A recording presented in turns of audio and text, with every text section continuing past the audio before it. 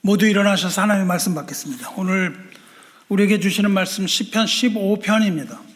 구약성경 811쪽 시편 15편 1절로부터 5절까지 교독합니다. 여호와여, 주의 장막에 머무를 자 누구오며 주의 성산에 사는 자 누구오니까? 정직하게 행하며 공의를 실천하며 그의 마음의 진실을 바라며 그의 혀로 남을 허물하지 아니하고 그의 이웃에게 악을 행하지 아니하며 그의 이웃을 비방하지 아니하며 그의 눈은 강력된 자를 멸시하며 여호와를 두려워하는 자들을 존대하며 그의 마음에 선한 것은 해로울지라도 변하지 아니하며. 함께 읽겠습니다. 이자를 받으려고 돈을 구워주지 아니하며 뇌물을 받고 무죄한 자를 아니하는 자이니 이런 일을 행하는 자는 영원히 흔들리지 아니하리이다. 아멘. 자리에 앉으시기 바랍니다. 이제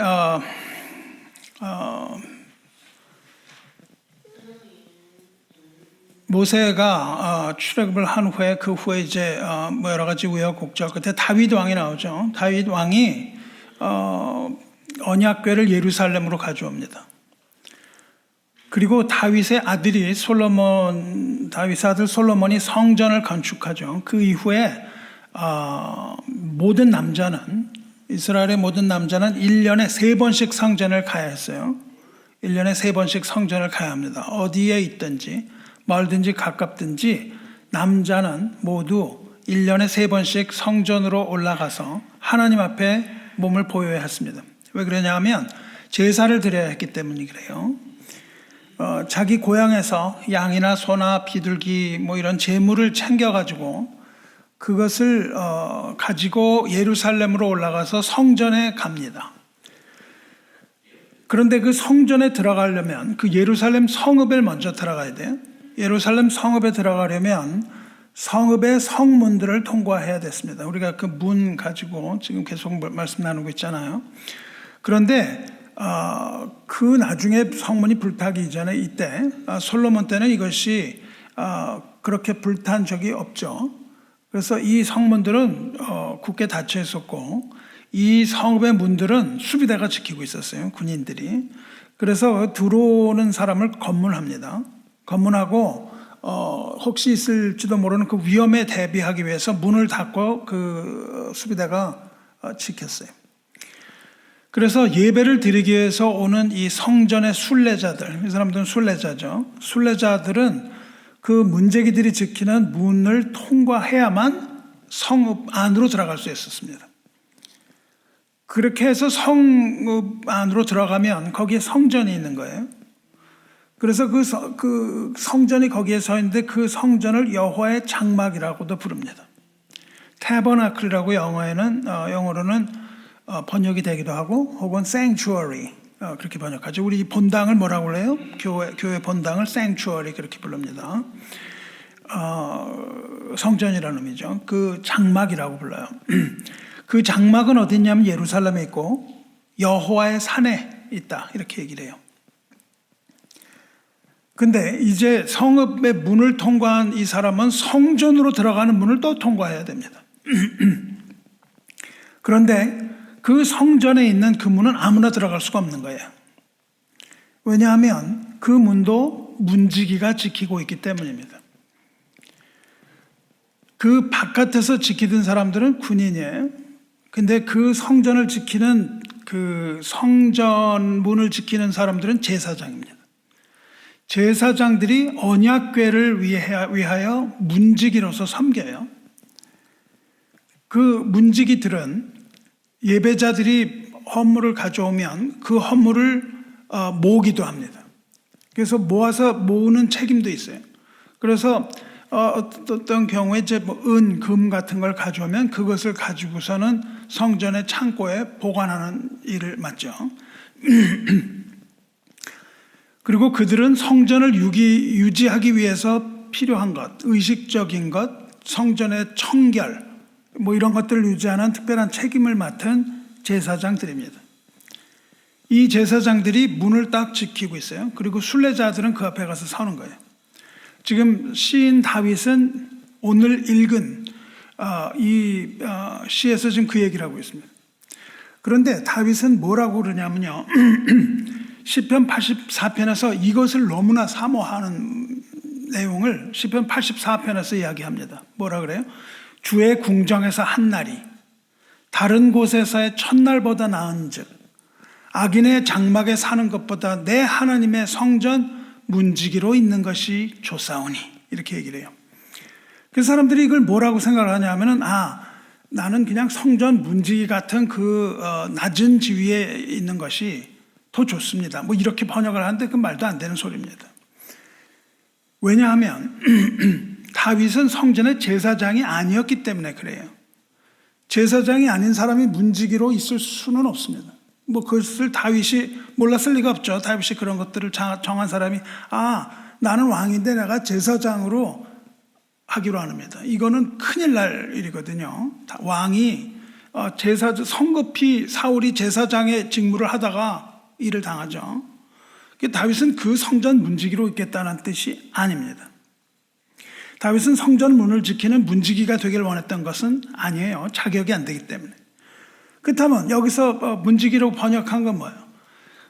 여기서 문지기라고 우리말로는 번역을 했는데 그것을 직역을 하면요, 성전의 문지방에 서 있는 게 좋습니다. 그 말입니다. 성전의 문지방에 서 있어요. 그러니까는 문지방에 서 있다는 게 뭐예요? 문을 들어가려고 하는 거예요. 다윗은 악인의 그 화려한 장막에 사는 것보다 성전에 내가 지금 들어가지를 못한다 할지라도 성전 그 문틈, 그 문지방에 서 있는 게 내가 좋습니다. 이 얘기를 하는 거예요. 다시 말하면 다윗은 지금 성전에 들어가고 싶습니다. 그 얘기를 한 거거든요. 그래서 성전에 문지기로 있는 것이 좋습니다. 문전박대를 당한다 할지라도, 내가 문전박대를 당한다 할지라도 나는 그 악인의 화려한 성에 사는 것보다는 하나님 그 성전의 문지방에 내가 거기 서서 제재받는 한이 있더라도 거기 서 있는 게 좋습니다. 그 얘기를 했다고요. 이 예배자가 성전에 들어가려고 하면 성전 문지기인 제사장을 통과해야 된다고요. 지금 시편 15편은 바로 그것을 노래하고 있어요. 성전 문 앞에 다다른 겁니다. 이제 드디어 흠없는 양, 소, 염소, 비둘기 이런 것들을 가지고 와서 순례길을 마치고 성전 문 앞에 딱 서는 거예요. 그런데 이 순례자가 예물을 가지고 성전 문으로 들어가라고 할 때에 성전 문지기는 문 밖에 서 있겠죠. 문 밖에 서 있는 그 성전 문지기가, 이건 제사장이죠. 이 제사장이 뭘 하냐면 이 사람이 성전에 들어가기에 합당한 사람인가? 이걸 확인해야 되는 거예요. 아무나 들어갈 수 없습니다. 확인해야 돼요. 그런데 성전에 들어갈 수 있는 자격이 있는지 없는지, 성전에 합당한 자인지 아닌지는 누가 결정을 해요? 그것은 그 판단은 문지기가 하는 게 아닙니다. 문지기가 아니고 성전의 주인이 그것을 결정하는 거죠. 그래서 그 주인이신 하나님이 이 사람이 들어올 수 있는가 없는가 결정하신다 그 말이에요. 그래서 이 성전 문지기는요, 과연 누가 그 문으로 들어갈 자격이 있습니까? 이렇게 하나님에게 물어야 되는 거예요. 물론 들어올 때마다 그렇게 질문한다는 뜻이 아니라 성전 문지기는 하나님께 과연 어떤 사람이 이 성문에 들어올 수 있는 사람입니까? 누구는 보내고 누구는 들여보내지 않아야 됩니까? 이것이 누구의 뜻이라는 겁니까? 성전의 주인이신 하나님의 뜻이에요. 그래서 하나님에게 묻는 것이 1절입니다. 1절에 질문을 해요. 여호와여, 주의 장막에 머무를 자 누구오며 주의 성산에 서는 자 누구오니까? 이렇게 질문을 합니다. 그 성전을 보면요, 그 다윗 때, 솔로몬 때의 그 성전을 보면은 성소가 있고 지성소가 있어요. 지성소에는 하나님의 보좌가 있습니다. 하나님의 보좌에는 스랍, 케루빔이라고도 하고 체루빔이라고도 하고 스랍이라고 부르는 이 천사들이 거기에 지키고 있습니다. 천사들 날개 6개가 달렸습니다. 그래서 천사들을 나르면서 두 날개로는 날고 발을 가리고 또 눈을 가리고 거룩하다 거룩하다 거룩하다 생투스 생투스 생투스 만군의 여호와여 이렇게 노래를 합니다. 만군의 여호와여 그의 온 땅이 영광이 온 땅에 충만하도다 이렇게 노래를 해요. 이렇게 창화하는 스랍들이 여호와의 장막을 지키는 거예요. 그러니까 영적인 것으로 보면 이 스랍들이 문지기입니다. 엄밀하게 따져서는 스랍들이 문지기예요. 그래서 이 문지기들도 그 스랍의 역할을 하고 있는 거죠. 스랍의 역할을 합니다. 문지기들은 여호와의 장막에 들어올 자격이 어떤가에 대해서 아마 이렇게 외칠 수 있습니다. 거룩하고 높으신 하나님, 하나님의 장막에 들어올 자가 누구입니까? 하늘이라도 하나님의 눈에 순결하지 못하고 하늘의 천사들이라도 하나님께서 책망하십니다. 왜냐하면 그 스랍들이 하나님을 더러워서 하나님을 보지 못하거든요. 그 하늘의 천사들이라도 하나님에 합당하지 못한 겁니다. 그러할진대 이 죽을 인생이 어찌 소멸하는 불과 같으신 주님의 장막에 거하겠습니까? 이렇게 질문을 하겠죠. 여기서 잠깐 생각을 해보시기 바라요. 1절은 그 질문이고요. 2절, 3절, 4절, 5절에 걸쳐서 누가 들어올 수 있는가에 대한 하나님의 대답이 나오는 겁니다. 그러니까 지금 오늘 읽은 시편 15편은 하나님의 여호와의 장막에 들어갈 수 있는 자격이 있는 사람이 누굽니까? 그리고 하나님이 2, 3, 4, 5절을 통해서 이러이러한 자가 들어올 수 있다 라고 10가지를 제시하세요. 어떤 대답을 우리가 기대를 하겠습니까? 이 사람들은 왜 왔죠? 제사 드리러 왔습니다. 근데 제사를 드릴 순례자는 예물을 가지고 와야 돼요. 예물이 없는 자는 제사를 드릴 수 없습니다. 신의 산에서 받은 하나님의 율법을 보면 제사를 드리려면 어떤 제물을 가지고 와야 돼요? 흠없는 제물을 가져와야 됩니다. 레위기 22장 보면 여호와께 예물로 드리라거든 기쁘게 받으심이 되도록 소나 양이나 염소의 흠없는 수컷으로 드릴지니 흠없는 것은 무엇이나 너희가 드리지 말 것은 그것이 기쁘게 받으심이 되지 못할 것입니다. 그러니까 이 사람이 왔어요. 그래가지고 예물을 드리려고 합니다.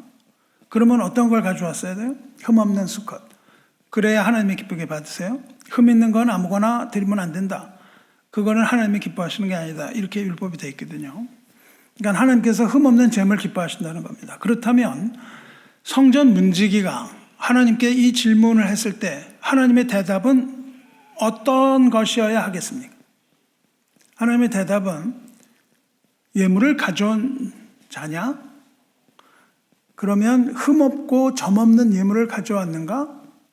그렇다면 드려보내라. 이게 합당한 대답입니다. 그렇죠? 제사에 합당한 조건 다 갖췄어? 그럼 드려보내라. 이렇게 대답하시는 것이 상식적이고 맞지 않습니까? 근데 하나님은 지금 그렇게 얘기를 안 하세요. 흠없는 제물, 이 율법에 관한 거 하나도 얘기 안 하십니다. 그들이 가져온 예물이나 그들이 제사에 합당한 어떤 절차를 다 밟았는가? 이런 것에 대하여 말씀하지 않습니다. 이런 것에 대하여 말씀하지 않고 무슨 말씀을 하냐 하면은 그들이 어떤 삶을 살고 있는가? 그들의 삶에 관하여 말씀하고 계세요. 그들이 살아가는 방법이 무엇이냐? 이렇게 물어보십니다. 그것을 쭉 2, 3, 4, 5절에서 이 방향을 얘기해 주신다고요. 그 사람이 정직하게 행하는 사람이냐? 그러면 들어보내라. 그렇게 말씀하세요. 예물 이런 얘기가 없습니다. 정직한 사람이냐? 정직하게 행하는 사람이야? 들여보내라. 그는 공의를 실천하는 사람이니? 그럼 들여보내라. 그는 마음의 진실을 말하는 사람이냐? 그럼 들여보내라. 이렇게 말씀하시잖아요. 2절에서. 하나님이 들어갈 수 있는 사람의 자격은 뭐예요? 가져온 제물이나 제사의 규칙에 있지 않다고요. 여러분이 11조를 얼마나 가져왔느냐? 예배의 기준이 안 된다고요. 또 어떤 우리가 이런 예배의 규칙을 따라서 예배가 이런 형식을 따라서 하는가 이런 기준이 안 돼요. 그게 아니라 얼마나 정직한 삶을 살다가 들어왔냐 이겁니다. 얼마나 공의를 실천하고 있느냐 이거예요. 거짓말을 하지 않고 있느냐 이거에 따라서 결정이 된다는 겁니다. 그러니까 여러분이 예배 들어오기 전에 이미 결판이 나버리는 거예요. 들어오기 전에 하나님이 이걸 물어보십니다. 정직하게 말하는가 이렇게 정직하게 행하라고 그러셨는데요. 잘 읽어보세요. 그가 정직하게 말하는가 이렇게 안 물어보세요. 어떻게 말씀하십니까? 정직하게 행하는가 물어보세요. 의로운 말을 하는가 이렇게 묻지 않으시고 공의를 실천하고 있느냐 그렇게 물어보세요. 말로만 정직한 척하는 것이 아니고 정말 정직하게 행동하는가 이게 기준입니다. 정말로 정직하게 행동하는가. 정직하고 의롭게 사는 사람만이 하나님 나라에 합당하다 이거예요. 그렇죠? 성전은 무엇을 말합니까? 그 옛날에 그 성전이기도 하지만 지금 뭐예요? 지금 우리가 들어가는 하나님 나라를 말하죠. 하나님 나라에 들어가려면 정직하고 의롭게 살아야 된다 그 말입니다. 그리고 진실한 마음을 가진 자가 산다 그 말이에요. 그리고 거기에 덧붙이세요. 하지만 그와 더불어서 입을 조심하지 않는 자는 천국에 합당하지 않다 그 말을 하세요. 3절 보세요.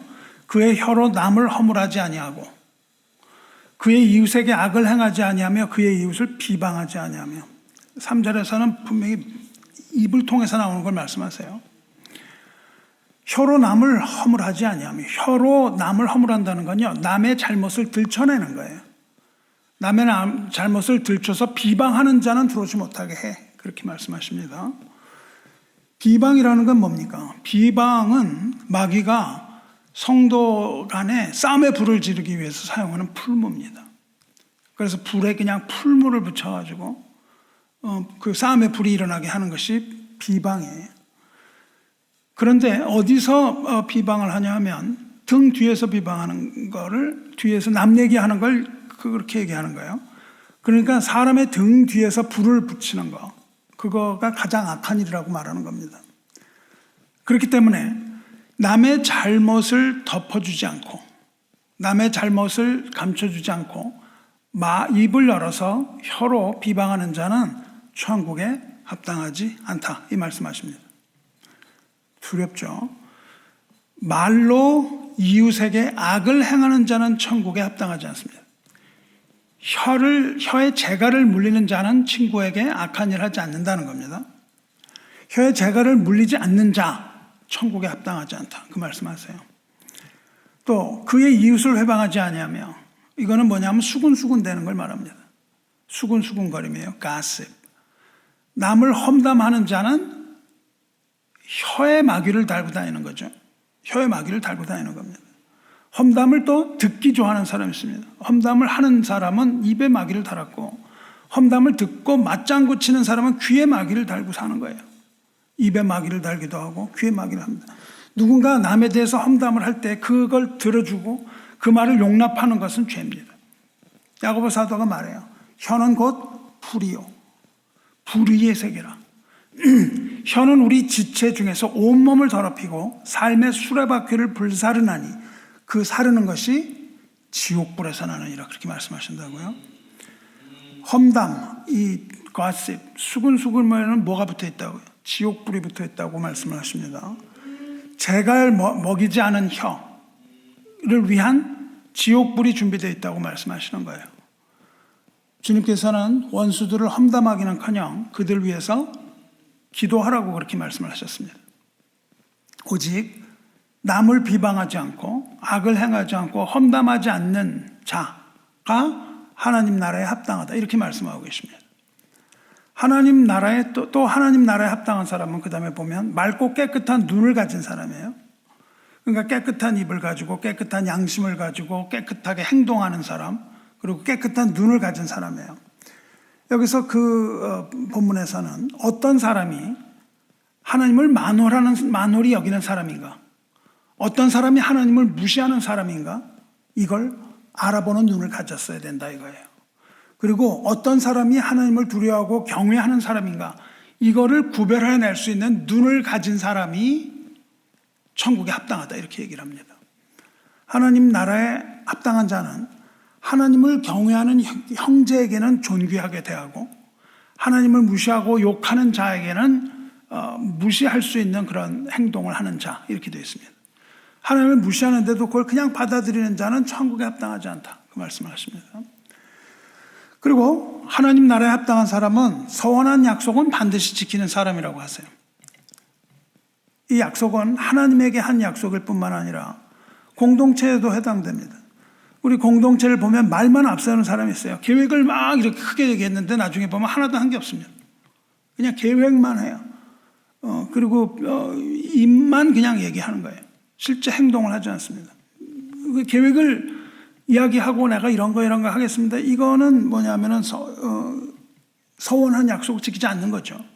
왜냐하면 공동체 내에서 하는 말은 누구 앞에서 하는 말입니까? 하나님 앞에서 하는 말이거든요. 그러니까 하나님 앞에서 내가 이런 걸 하겠어 그러면 반드시 지켜야 된다는 겁니다.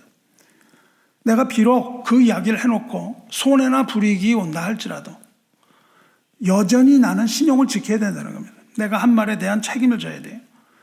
그렇게 신뢰가 쌓여져야만 하는 거예요. 하나님의 백성들 사이에서는 한 번 하는 말이 우리 말로는 남아 이런 중천금이지만 하나님 앞에서는 금보다도 귀한 겁니다. 우리가 하는 말이.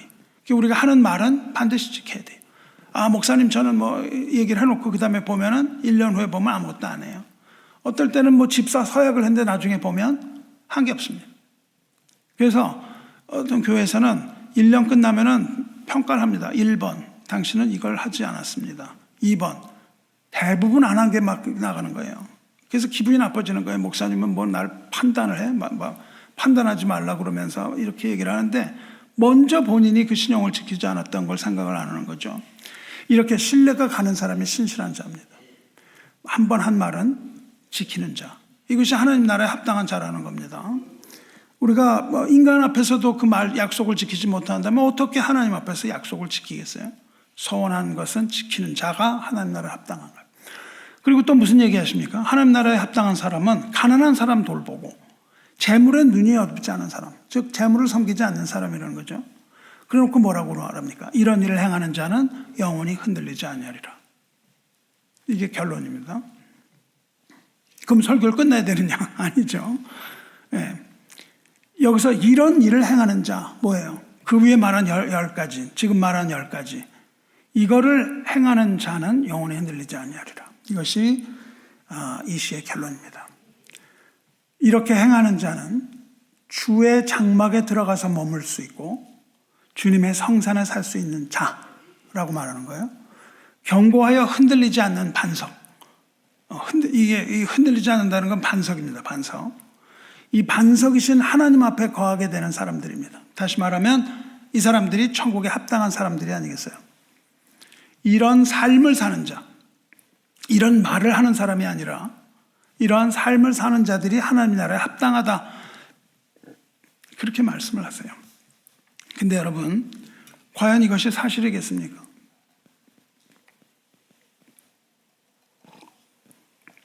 이런 삶을 사는 사람이 천국에 합당한 사람일까요? 정직하게 살고 의롭게 살고 거짓말하지 않고 혀를 잘 절제해서 남을 비방하거나 판단하지도 않고 남을 악하게 대하지도 않고 가난한 사람 잘 돌보고 이런 거 약속을 한 거는 반드시 지키고 이런 일을 하면 천국에 들어갈 수 있습니까? 만일 이것이 사실이라면 정말로 큰일이 아닐 수가 없는 겁니다. 왜냐하면 여기 있는 우리들 중에 그 누구도 이것을 따라서 천국에 들어갈 사람이 없기 때문이에요. 아무도 없습니다. 이 모든 요구를 만족시킬 사람은 없습니다. 그렇기 때문에 만일 이것이 사실이라면 천국에 들어갈 사람은 우리들 중에 한 사람도 없어요. 하나님 나라 못 간답니다. 로마서 3장을 보세요. 로마서를 보면 이런 사람 한 사람도 없다고 말하죠. 기록된 바 의인은 없나니 하나도 없으며 깨닫는 자도 없고 하나님을 찾는 자도 없고 다 치우쳐 함께 무익하게 되고 선을 행하는 자는 없나니 하나도 없도다. 그래서 이런 선을 행하는 자는 없습니다. 그래서 그러나 이런 선을 행하지 않고는 하나님 나라에 들어갈 수 없다는 거예요. 과연 우리가 혀에 재갈 물릴 수 있을까요? 없습니다. 로마서가 계속해서 얘기하죠. 그들의 목구멍은 열린 무덤이요. 목구멍에 더러운 게 들어가 있습니다. 열린 무덤은 더러운 걸 말해요. 더러운 게 계속 입에서 더러운 말이 계속 나온다는 뜻입니다. 왜냐하면 열린 무덤 속에 뭐가 있어요? 시체가 있거든요. 썩은 시체. 그거 열렸으니까 우리가 입을 열면 더러운 것들이 계속 나와요. 그 혀로는 속임을 일삼으며 그 입술에는 독사의 독이 있고, 하는 말이 남을 해치는 독이 있는 말이에요. 그 입에는 저주와 악독이 가득하고 그 발은 피 흘리는 데 빠른지라. 이 악을 얘기할 때요, 거의 대부분이 다 뭐냐면 말에 관련된 거예요. 말로서 다 그렇게 합니다. 그래서 어느 누구도, 로마서를 보면 어느 누구도 하나님 나라에 합당한 사람이 없어요. 그래서 파멸과 고생이 그 길에 있어 평강의 길을 알지 못하였고 그들의 눈앞에 하나님을 두려워함이 없느니라 함과 같으나, 이렇게 결론이 납니다. 없어요. 들어갈 수 없어요. 하나님의 성전에 들어간다는 게 뭡니까? 구원을 얘기하죠. 하나님의 성전에 들어간다는 것은 꼭 구원에 관한 것인데, 로마서는 무슨 얘기를 하죠? 그런 게 아니고, 그런 걸로 구원받는 게 아니고 무엇으로 구원받는다 그래요? 의인은 오직 믿음으로 말미암아 살리라. 믿음으로 구원을 받는다고 얘기하잖아요. 그럼 어떻게 된 거예요? 하나님 말씀이 거기선 그렇고 여기선 이렇고 그래서 그 시편 오늘 15편을 보고 이렇게 또 가르치는 사람이 있어요. 구원은 무엇입니까? 우리의 행위가 아니고 하나님의 선물이요 은혜의 산물입니다. 이것을 우리는 알죠. 그런데 이 시인 다윗은 이런 것에 대해서는 전혀 언급조차 안 해요. 전혀 얘기를 안 합니다. 만일 이렇게 선하고 의로운 행위로 하나님 나라 갈 수 있다면 기독교의 구원과 타 종교의 구원, 이런 것들이 뭐가 도대체 다르단 말입니까? 아니라고요. 타 종교에서 더욱더 그런 것을 강조합니다. 그렇기 때문에 만일 누가 이 시편 15편 같은 걸 가지고 이렇게 가르친다면 그것은 행위 구원을 말합니다. 행위로 구원받을 수 있다라는 잘못된 가르침입니다. 이런 가르침을 여러분은 멀리 하셔야 돼요. 그러한 우리의 어떠함을 가지고 구원받을 수 없습니다. 구원은 뭐예요? 오직 하나님의 은혜의 선물이요, 오직 은혜를 따라 우리가 믿음으로 얻는 믿음의 소산입니다. 이걸 분명히 해야 됩니다. 그러면 시인은 지금 무슨 얘기를 하는 거예요? 이게 틀렸나요? 이게 틀렸다 그러면 또 문제가 되는 것이 아니겠습니까?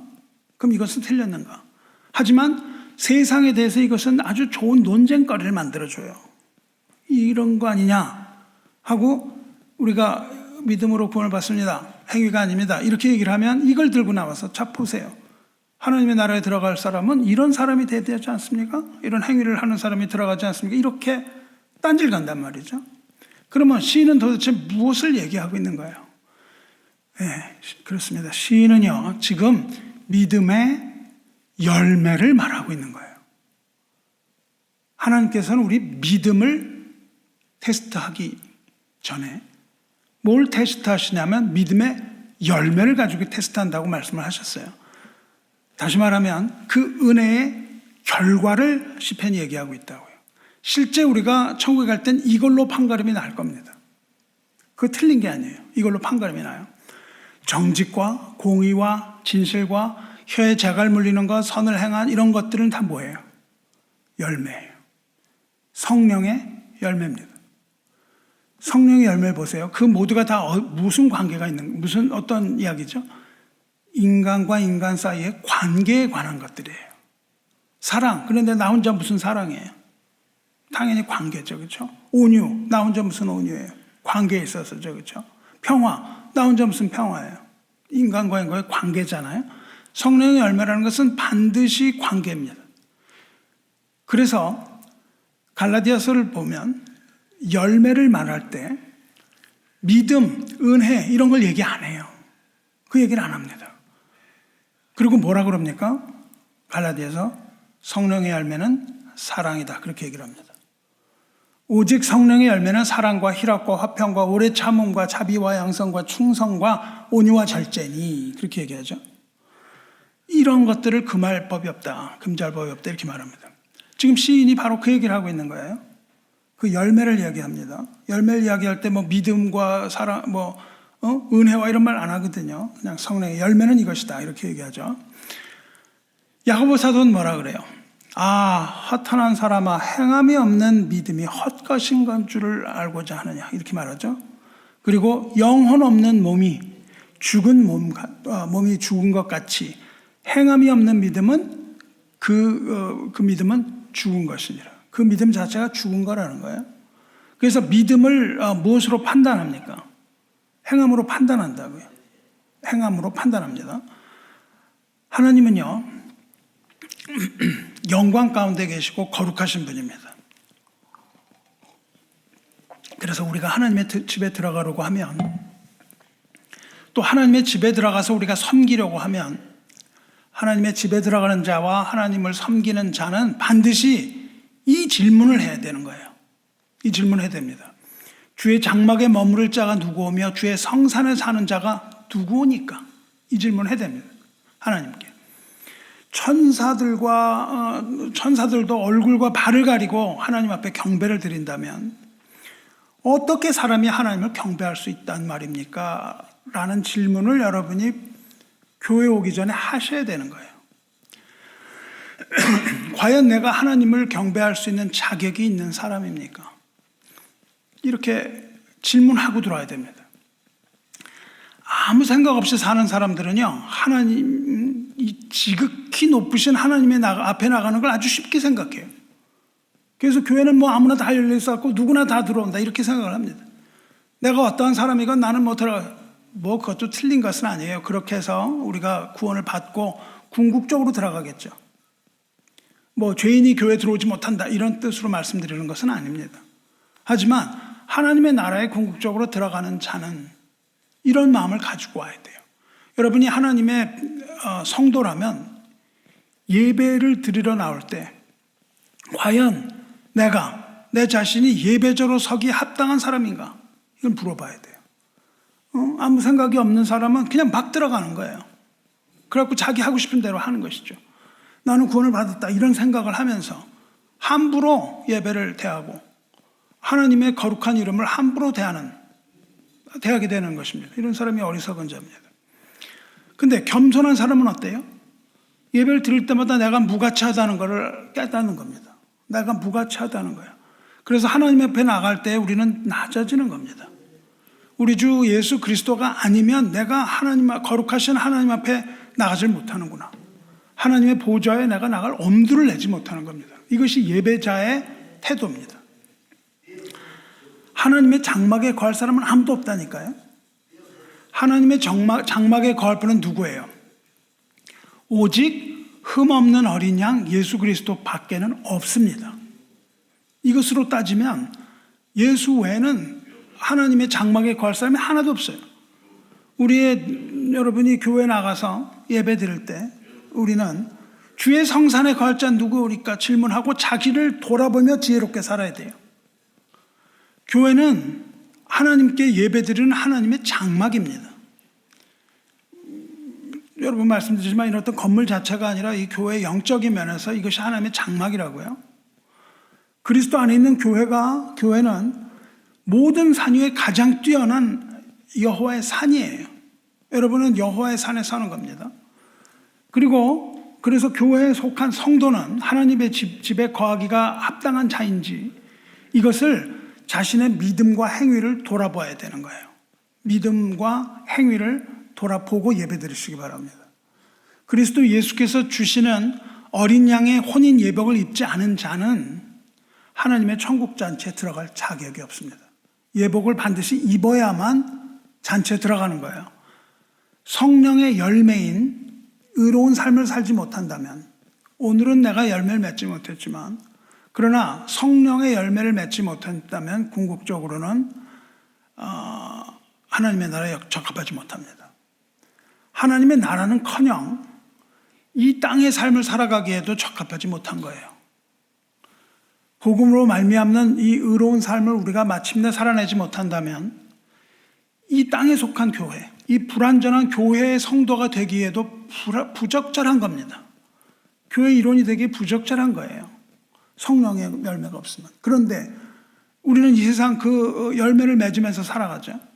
그래서 지금은 열매가 없이 쓴 열매라 할지라도, 볼품 없는 열매라 할지라도 우리가 열매를 갖고 있는 한 하나님은 가지를 자르지 않으십니다. 왜냐하면 그 가지가 성장하기 때문에.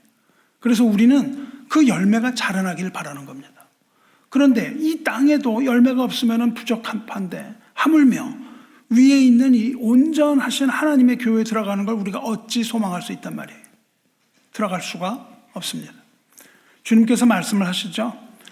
그들의 열매로 그들을 알지니 가시나무에서 포도를 또는 엉겅퀴에서 무화과를 따겠느냐? 이와 같이 좋은 나무마다 아름다운 열매를 맺고 못된 나무가 나쁜 열매를 맺나니 좋은 나무가 나쁜 열매를 맺을 수 없고 못된 나무가 아름다운 열매를 맺을 수 없느니라. 아름다운 열매를 맺지 아니하는 나무마다 찍혀 불에 던져지느니라. 이러므로 그들의 열매로 그들을 알리라. 그렇게 말씀하시거든요. 열매가 없으면 그 나무가 어떤 나무인지 알 수가 없어요. 이 나무가 뭐예요? 믿음이라고 할 수 있는 것이죠. 우리에게 믿음이 있다면 열매가 반드시 열린다는 거예요. 그리고 들어갈 때는 뭘로 판단을 하세요? 하나님이 열매가 있느냐 이걸 얘기하시는 거예요. 믿음이 있느냐?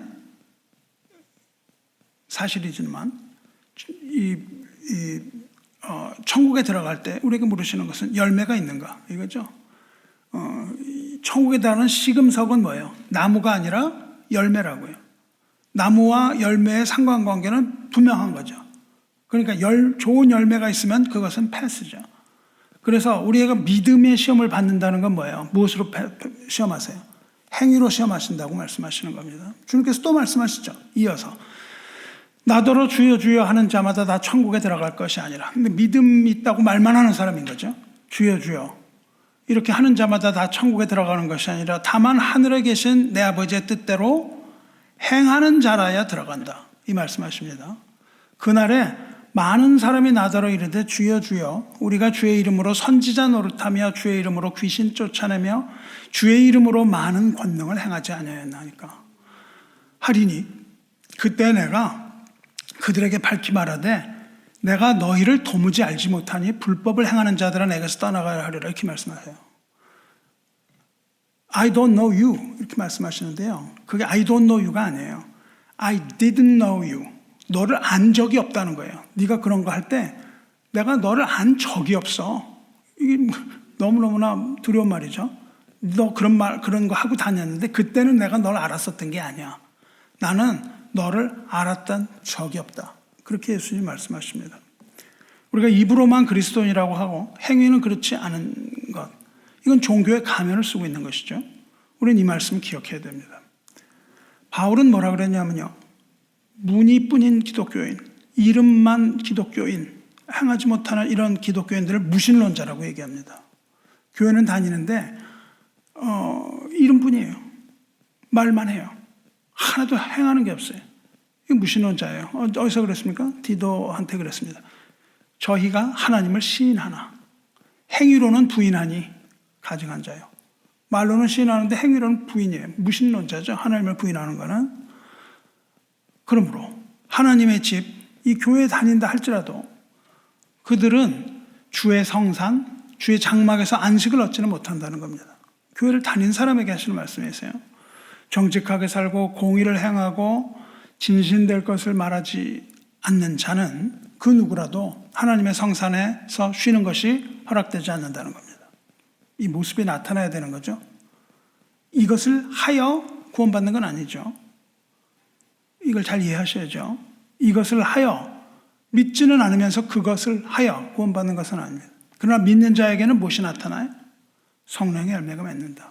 이겁니다. 우리는 주일이 되면요. 하나님께 예배 드리기 위해서 교회에 나옵니다. 예배자로 서기 위해서예요. 믿음이 없이는 예배자로 설 수가 없죠. 그래서 안식일 혹은 주일을 우리가 거룩하게 지켜야 합니다. 그것이 뭐냐 하면 10계명의 제4계명이죠. 안식일을 너희는 거룩하게 지키라. 근데 여러분이 제4계명을 잘 보셔야 돼요. 10계명의 제4계명에 안식일을 기억하여 거룩하게 지키라. 이게 다가 아니에요. 잘 읽어보세요. 이게 다가 아니고 뭐라고 되어 있습니까? 이 뒤에 안식일을 기억하여 거룩하게 지키라. 엿새 동안은 힘써 내보는 일을 행할 것이나 이게 있다고요. 이걸 빼먹어요. 자꾸만. 엿새 동안 힘써 내 모든 일을 행하는 건 빼먹습니다. 그리고 일곱째 날은 내 하나님 여호와의 안식일인즉 이것만 강조를 하죠. 그러나 하나님의 말씀이 가감하면 됩니까? 안 됩니까? 안 돼요. 6일 동안, 엿새 동안 힘써 모든 일을 행하라는 것이 포함된 거예요. 거기에 병중을 둘 수 없습니다. 안식일에만, 주일에만 이렇게 해서 6일 동안은 내가 그냥 다 내 걸 할 거야. 그리고 안식일에는 주님의 날이야. 그거는 이렇게 하면 안 된다는 거죠. 안식일을 지켜야지만 어떻습니까? 나머지 엿새 동안 힘써 모든 일을 하라. 그렇게 말씀하셨습니다. 여기서 일을 한다는 말은 섬긴다는 뜻이에요. 아바드, 동일한 겁니다. 무슨 말이에요? 6일 동안도 예배 드려야 된다는 겁니다.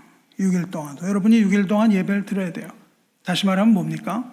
하나님께서 우리를 삶으로 부르셨다는 거예요. 그래서 우리의 삶 가운데 하나님 앞에서 모든 일을 해야 되는 거예요. 이게 행함입니다. 이게 행함에 해당하는 거예요. 우리가 하나님의 일을 할 때 아무 생각 없이 함부로 하면 안 되는 거예요.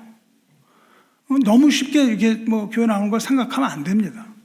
아무렇게나 하지 말고 반드시 질문해 보시라고요. 무슨 질문이에요? 여호와여, 주의 장막에 머물 자 누구오며 주의 성산에 사는 자 누구오니까 이 질문 반드시 하셔야 됩니다. 그리고 그것에 대한 대답을 얻어야만 예배에 드리는데 합당한 자격이 있는 자입니다. 이래야만 자격이 있는 거예요. 그리고 그렇게 하는 자만이 하나님을 섬기기에 합당한 자로 여기심을 받을 수가 있는 것이죠. 말씀을 맺겠습니다. 이제 우리는 이 위대한 질문을 들었어요. 아주 위대한 질문입니다. 하나님에게 하는 위대한 질문이에요. 스스로에게 질문해 보시기 바라요. 어떤 자가 도대체 하나님께 예배드리기 합당한 자인가? 자신을 살펴보고 과연 내가 어떤 열매를 하나님께 드릴 수 있는가? 이거를 스스로 성찰해야 돼요. 그리고 과연 내가 예배 드리러 나올 때 하나님의 나라에 들어갈 때 과연 내가 그리스도의 예복을 입고 온 것인지 우리는 다시 한번 돌아보시기를 축원합니다. 기도하겠습니다. 자비로우시며 은혜로우신 하나님 아버지, 여호와여, 주의 장막에 머무를 자 누구오며 주의 성산에 사는 자 누구오니까? 정직하게 행하며 공의를 실천하며 그 마음의 진실을 말하는 자가 아니니까? 혈오남을 참소하지 않고 비방하지 아니하며 악을 행하지 않는 자가 아닙니까? 두렵고 두려우니 믿음 위에 믿음을 더하여서 오직 우리의 믿음이 살아있게 하시고 이 살아있는 믿음으로 하나님을 경외하는 두려움 가운데 주님의 뜻대로 살게 하여 주시옵소서. 오직 하나님의 은혜로 구원을 얻은 자는 이 위대한 질문 잊지 말고 주 앞에 모든 것 쏟아놓고 성령 충만하게 되기를 허락하여 주시옵소서. 성령 충만 허락하셔서 성령의 열매를 우리가 맺게 하시고 주님의 기뻐하시는 뜻대로 모든 일을 이루시고 그 안에서 우리가 주여 주여 말로만 외치는 것이 아니라 행함으로 믿음을 증명하게 하시옵소서. 성령의 모든 열매를 맺게 하셔서 기쁨이 충만하게 하시고 두려움과 떨림으로 구원 이루게 하여 주시옵소서. 선한 목자이신 우리 주 예수 그리스도의 거룩하신 이름으로 기도드리옵나이다. 아멘. 네, 우리 이제